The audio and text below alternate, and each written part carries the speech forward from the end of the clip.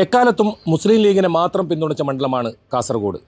മുസ്ലിം ലീഗിനെ സംബന്ധിച്ചിടത്തോളം അഭിമാന പോരാട്ടം നടക്കുന്ന മണ്ഡലങ്ങളിലൊന്ന്. ഏതായാലും സ്ഥാനാർത്ഥിയെ സംബന്ധിച്ച് അനിശ്ചിതത്വമുണ്ടായിരുന്നു, അതെല്ലാം നീങ്ങിയിരിക്കുന്നു. തർക്കങ്ങളുണ്ട് എന്ന രീതിയിലൊക്കെ വാർത്തകൾ വന്നിരുന്നു. കല്ലട്ര മായിനാജി, അതായത് മുസ്ലിം ലീഗിൻ്റെ ജില്ലാ പ്രസിഡന്റും UDFൻ്റെ ചെയർമാനുമായ കല്ലട്ര മായിനാജി തന്നെ മത്സരരംഗത്തെത്തുമ്പോൾ കാസർഗോഡിനെ സംബന്ധിച്ചിടത്തോളം മുസ്ലിം ലീഗിന് മറ്റ് വിജയത്തിനപ്പുറം ഇനി ഒന്നുമില്ല, അത്രത്തോളം പ്രതീക്ഷയിലാണ്. ഏതായാലും കല്ലട്ര മായിനാജി തന്നെ നമ്മോടൊപ്പം ചേരുന്നുണ്ട്. സ്ഥാനാർത്ഥിത്വം സംബന്ധിച്ച് വലിയ തർക്കങ്ങളൊക്കെ ആദ്യം ഉണ്ടായിരുന്നു, പക്ഷേ അതൊടുവിൽ ജില്ലാ പ്രസിഡന്റിലേക്ക് തന്നെ എത്തിയിരിക്കുന്നു. എങ്ങനെ കാണുന്നു?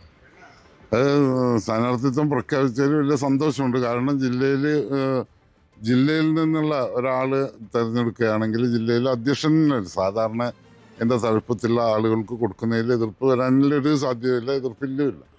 അപ്പോൾ അത് പല പേരുകളും വരുന്നുണ്ടാവും. പേര് ആരറിയിച്ചാലും മുസ്ലിം ലീഗിൻ്റെ മെമ്പർഷിപ്പുള്ള ആർക്കും അത് അർഹതപ്പെട്ടതാണ്, ആർക്കും സീറ്റ് ലഭിക്കാനുള്ള അർഹതയുണ്ട്. അത് നേതൃത്വം തീരുമാനിക്കുന്നത് ആരാണെങ്കിലും. ഇപ്പം ഞാൻ നേരത്തെ നിങ്ങളോട് പറഞ്ഞിരുന്നു, എന്നെ നിലയ്ക്കൊന്ന് അതും CT അഹമ്മദ് അലി സാഹിബ് 35 വർഷത്തോളം MLA ആയി ജനകീയനായ ഒരു പൊതുസമ്മതനായ എല്ലാവർക്കും സമ്മതനായ CT അഹമ്മദ് അലി സാഹിബിനെ മാറ്റി നിർത്തുമ്പോൾ അതിന് പകരം വന്നത് പുതുതായി INL നിന്ന് 1 2 മാസങ്ങൾക്കകം മുസ്ലിം ലീഗിൽ എത്തിച്ചേർന്ന് എന്നെ നെല്ലിക്കുന്നിനെ സ്ഥാനാർത്ഥിയാക്കും. അന്ന് ഞാൻ മുസ്ലിം ലീഗിൻ്റെ ജില്ലാ വൈസ് പ്രസിഡന്റ് ആയിരുന്നു. അപ്പോൾ ഞങ്ങൾക്കെല്ലാം ഒരു ആശങ്കയുണ്ടായിരുന്നു, പലരും മാറി നിൽക്കുന്ന സാഹചര്യം ഉണ്ടാവുമെന്ന് ഒരു ഭീഷണികളെല്ലാം മുഴക്കിക്കൊണ്ടുണ്ടായിരുന്നു. അതെല്ലാം പിറ്റേന്ന് ഒരു ദിവസം കഴിയുമ്പോൾ അതെല്ലാം കട്ടടങ്ങുകയും നല്ല ഭൂരിപക്ഷത്തോടു കൂടെ അന്ന് CT അഹമ്മദ് അലി സാഹിബിന് ലഭിച്ചതിനേക്കാളും വലിയൊരു ഭൂരിപക്ഷത്തിന് എന്നെ നെല്ലിക്കുന്നിനെ വിജയിപ്പിക്കാൻ സാധിച്ചു. ഇപ്പോൾ 15 വർഷത്തോളമായി നല്ല ഭൂരിപക്ഷത്തോടു കൂടി എന്നെ നെല്ലിക്കുന്നിനെ വിജയിപ്പിക്കാൻ സാധിച്ച ഒരു നിയോജക മണ്ഡലമാണ് കാസർഗോഡ് മണ്ഡലം. BJP ആണ് 2ാം സ്ഥാനത്ത്.